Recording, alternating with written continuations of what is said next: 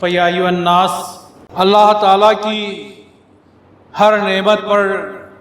ہم اس کا شکر بجا لاتے ہیں، اور اس پر بھی جو دین کی نعمت ہمیں ملی ہے اس پر تو بہت ہی عمدہ طریقے کا ہم شکر بجا لاتے ہیں۔ پھر ان میں بھی وہ نعمت ہم کو عطا کی گئی جو دنیا کی تمام نعمتوں سے بالاتر اور بڑھ کر ہے، وہ نعمت حضور صلی اللہ علیہ وسلم کی اس دنیا میں تشریف آوری ہے کہ آپ صلی اللہ علیہ وسلم اس دنیا میں تشریف لانے سے دنیا کا سارا بگڑا ہوا جو دستور تھا وہ سارا کا سارا سدھر گیا۔ اس لیے آپ صلی اللہ علیہ وسلم کی ہستی نہ صرف مسلمانوں کے لیے بلکہ ساری دنیا کی ہر مخلوق کے لیے رحمت بن کر ابھری ہے۔ چنانچہ اللہ تعالیٰ کا فرمان ہے کہ وَمَا أَرْسَلْنَاكَ إِلَّا رَحْمَةً لِّلْعَالَمِينَ، اے محمد صلی اللہ علیہ وسلم، ہم نے آپ کو سارے جہانوں کے لیے رحمت بنا کر بھیجا ہے۔ بڑی ہی خوش نصیب ہے حضور صلی اللہ علیہ وسلم کی امت کہ عالم ارواح میں جس نور کی تربیت ہوتی رہی، اللہ تعالیٰ کی جانب سے وہی نور امت محمدی صلی اللہ علیہ وسلم کو اللہ تعالیٰ نے عطا کر دیا۔ جو نبی صلی اللہ علیہ وسلم کی تعظیم نہیں کرتے اور آپ کو بشر کہتے ہیں، یہ نظریہ بشریت کا سب سے پہلے ابلیس نے قائم کیا ہے، کیونکہ اللہ کی جانب سے حکم ہوا کہ آدم کو سجدہ کرو۔ تمام فرشتوں کو جب یہ حکم ہوا تو ابلیس نے سوچا کہ مجھے زیبا نہیں کہ میں بشر کو سجدہ کروں۔ سب سے پہلے ابلیس نے آدم کو صرف اور صرف بشر کہا، اور بشر ہونے کی وجہ سے ایک نبی کی تعظیم نہیں کی۔ اس کے بعد کچھ نبیوں نے تو کچھ انسانوں نے انبیاء کرام کی شان گھٹانے کے لیے ابلیس کی بولی بولنا شروع کر دی، اور نبی صلی اللہ علیہ وسلم کو اپنے جیسا بشر بھی کہنے لگے۔ ادھر صحابہ کرام رضی اللہ تعالیٰ عنہ کا عشق رسول دیکھیے کہ کبھی بھی کسی صحابہ رسول صلی اللہ علیہ وسلم نے آپ کو اپنے جیسا بشر نہیں کہا، بلکہ ملاحظہ فرمائیے صحابہ کرام رضی اللہ تعالیٰ عنہ کے لیے حضور صلی اللہ علیہ وسلم کا دیدار ایمان کا باعث ہوتا تھا۔ جب حضور صلی اللہ علیہ وسلم ہجرت کر کے مدینہ منورہ تشریف لائے اور آپ صلی اللہ علیہ وسلم کے دیدار کی پیاس میں جن لوگوں نے آپ صلی اللہ علیہ وسلم کو نہیں دیکھا تھا وہ آپ کو پہچان نہ سکے، لیکن پھر حضرت ابوبکر صدیق رضی اللہ تعالیٰ عنہ نے آپ کے اوپر جب دھوپ آنے لگی تو اوپر چادر کا سایہ کیا تو مدینے والے سمجھ گئے کہ یہی رسول صلی اللہ علیہ وسلم کی ذات بابرکات ہے۔ ایک وقت کا ذکر ہے کہ حضور صلی اللہ علیہ وسلم نے مرض الموت کے زمانے میں حجرہ مبارک کا پردہ اٹھایا اور صحابہ کرام رضی اللہ تعالیٰ عنہ کو حالت نماز میں پایا تو آپ صلی اللہ علیہ وسلم مسکرائے، کیونکہ آپ حجرے سے باہر تشریف نہیں لا سکتے تھے، اس لیے آپ نے اپنے حجرے کا پردہ اٹھا کر دیکھا کہ صحابہ کرام رضی اللہ تعالیٰ عنہ نماز میں مصروف ہیں۔ آپ مسکرائے تو آپ صلی اللہ علیہ وسلم کی مسکراہٹ پر صحابہ کرام رضی اللہ تعالیٰ عنہ پر وہ کیفیت طاری ہوئی کہ صحابہ کرام رضی اللہ تعالیٰ عنہ حضور صلی اللہ علیہ وسلم کے چہرے انور کو تکتے رہنے کے لیے حالت نماز میں مڑ مڑ کر آپ صلی اللہ علیہ وسلم کو دیکھنے لگے۔ حضرت انس رضی اللہ تعالیٰ عنہ فرماتے ہیں کہ آپ صلی اللہ علیہ وسلم کے چہرہ قرآن کے ورق کی طرح صاف ستھرا تھا۔ بعض صحابہ کرام رضی اللہ تعالیٰ عنہ کو اپنی آنکھیں اس لیے پسند تھیں کہ ان کے ذریعے حضور صلی اللہ علیہ وسلم کا وہ دیدار کیا کرتے تھے۔ رسول صلی اللہ علیہ وسلم کا فیض ایک ایسی دولت تھی جس پر صحابہ کرام رضی اللہ تعالیٰ عنہ اپنی دنیاوی ہر مال و متاع कुर्बान कर दिया करते थे। आप सल्लल्लाहु अलैहि वसल्लम के इरशादात से फैज़याब होने के लिए कि जो कुछ भी आप सल्लल्लाहु अलैहि वसल्लम फरमाते थे उनको सुनने के लिए सहाबाए किराम आपकी खिदमत में हाजिर हो जाया करते थे। एक बार हजरत अबू हुरैरा रज़ी अल्लाह ताला अन्हु ने अर्ज किया कि या रसूल सल्लल्लाहु अलैहि वसल्लम, ये क्या बात है कि हम आपके पास होते हैं तो हमारे दिल नर्म हो जाते हैं, आखिरत की याद दिल में समा जाती है, फिर जब हम आपकी खिदमत से उठकर चले जाते हैं, अपने अहलो अयाल में जब घुल मिल जाते हैं, बच्चों के पास जाते हैं, तो वो कैफियत बाकी नहीं रहती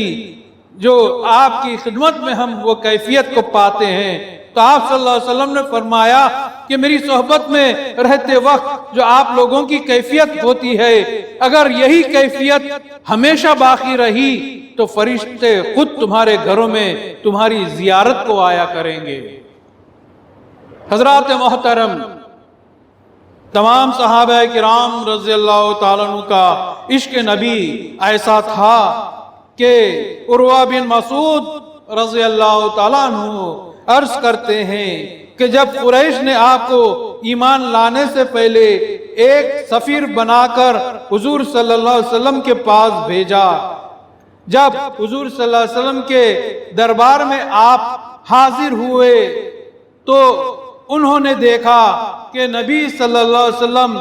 जब भी वजू फरमाते थे तो सहाबाए किराम रज़ी अल्लाह ताला अन्हु वजू का पानी हासिल करने के लिए बेहद कोशिश किया करते थे, और वो वजू के पानी के खतरे जो हुजूर सल्लल्लाहु अलैहि वसल्लम के जिस्म मुबारक को छूकर जमीन पर गिरते रहते, तो उन पानी के कतरों को जमीन पर गिरने से पहले वो सहाबाए किराम रज़ी अल्लाह ताला अन्हु अपने हाथों में ले लिया करते थे और अपने चेहरे और अपने जिस्म पर वो पानी के कतरे मल लेते थे। हुजूर सल्लल्लाहु अलैहि वसल्लम जब हुजूर सल्लल्लाहु अलैहि वसल्लम सहाबाए किराम रज़ी अल्लाह ताला अन्हु को कोई हुक्म देते तो वो फौरन उसकी तामील करते थे, और जब हुजूर सल्लल्लाहु अलैहि वसल्लम गुफ्तगू फरमाते तो आप सल्लल्लाहु अलैहि वसल्लम के सामने वो खामोश रहते, बीच में न बोलते थे। और यही आदाब मजलिस है कि अगर कोई शख्स किसी से बात कर रहा हो तो बीच में किसी को नहीं बोलना चाहिए, ये आदाब मजलिस हुआ करते हैं। कभी आप सल्लल्लाहु अलैहि वसल्लम की तरफ आंख उठाकर वो नहीं देखते थे। जब सारी कैफियतें देखकर उर्वा बिन मसूद मुशरिकों के गिरोह में वापस गए, जिनको के सफीर बनाकर मुशरिकों ने भेजा था, वो जब ये सारी कैफियतें देखकर वापस मुशरिकों के पास गए तो उन्होंने ये कैफियत बयान की कि ए गिरोह कुरैश, मैं बड़े बड़े जालिम और तकब्बुर वाले बादशाहों की मजलिसों में रहा हूं, उनकी सोहबत उठाई है, मैंने खैसर और कसरा के दरबारों में भी हाजिरी दी है, लेकिन मैंने कभी किसी बादशाह के खिदमत गुजार को ऐसा अदब व एहतराम करते नहीं देखा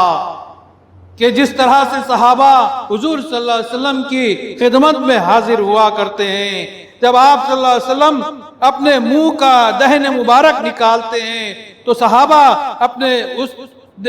दहने मुबारक से मुंह का जो निकला हुआ था उसको लेकर अपने चेहरों पर मल लेते। जब आप सल्लल्लाहु अलैहि वसल्लम से कोई सहाबी बात करता तो निहायत ही एहतराम से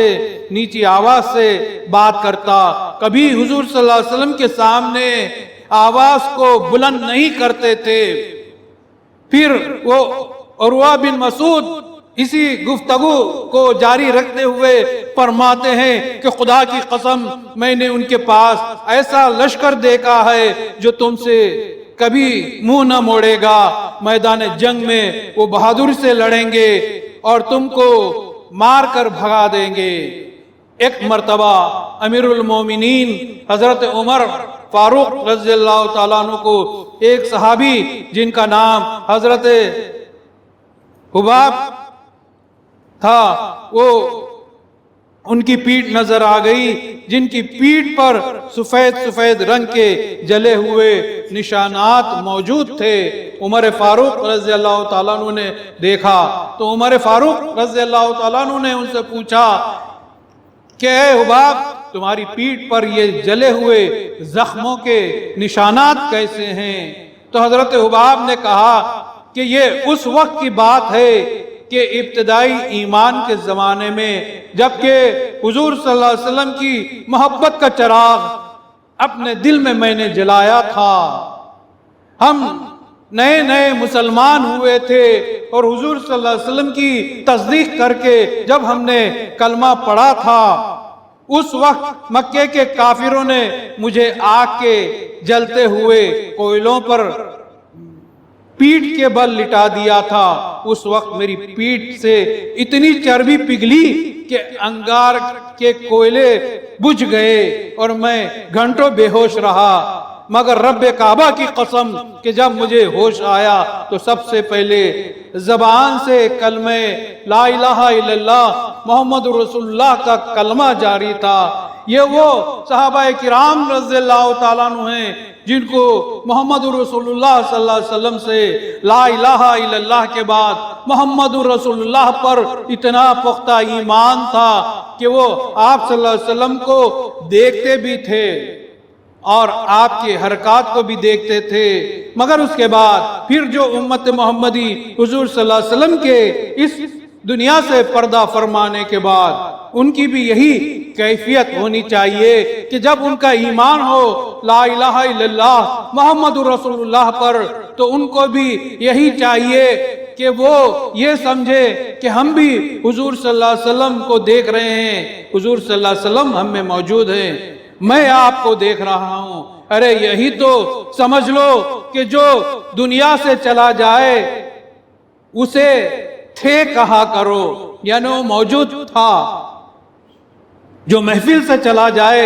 اسے تھے کہا کرو، جو آنکھوں سے اوجھل ہو جائے اسے تھے کہا کرو، جو سوسائٹی سے چلا جائے اسے تھے کہا کرو۔ آؤ اس سے بھی بڑی بات سن لو کہ جو قبر میں چلا جائے اسے بھی ہم تھے کہتے ہیں، یعنی وہ موجود تھا، اور جو مردہ ہو جائے اسے تھے کہا کرو، مگر جو زندہ ہو اسے تھے نہیں ہیں کہتے ہیں، یعنی موجود ہیں کہتے ہیں۔ جب رسول صلی اللہ علیہ وسلم ہیں تو محفل میں ہیں، جب رسول صلی اللہ علیہ وسلم ہیں تو کائنات میں ہیں، جب رسول صلی اللہ علیہ وسلم ہیں تو ہمارے قریب ہیں اور ہمارے دلوں میں بسے ہوئے ہیں۔ یہی ہمارا ایمان ہونا چاہیے۔ اللہ رب العزت سے دعا ہے کہ بطفیل رسول مہدی ہم کو رسول صلی اللہ علیہ وسلم کی محبت کاملہ ہمارے دلوں میں بسا دے اور ہم کو اسوہ رسول صلی اللہ علیہ وسلم پر چلنے کی توفیق عطا فرمائے، ہمیں باعمل مسلمان اور مہدوی بنا کر جلائے اور ہمیں باعمل اور مسلمان اور مہدوی بنا کر مارے اور ہمارا حشر رسول و مہدی کے زیر سایہ فرمائے، آمین ثم آمین۔ بارک اللہ لنا ولکم فی القرآن العظیم ونفعنا وإیاکم بالآیات و ذکر الحکیم، انہ تعالی جواد ملک بر رؤوف رحیم۔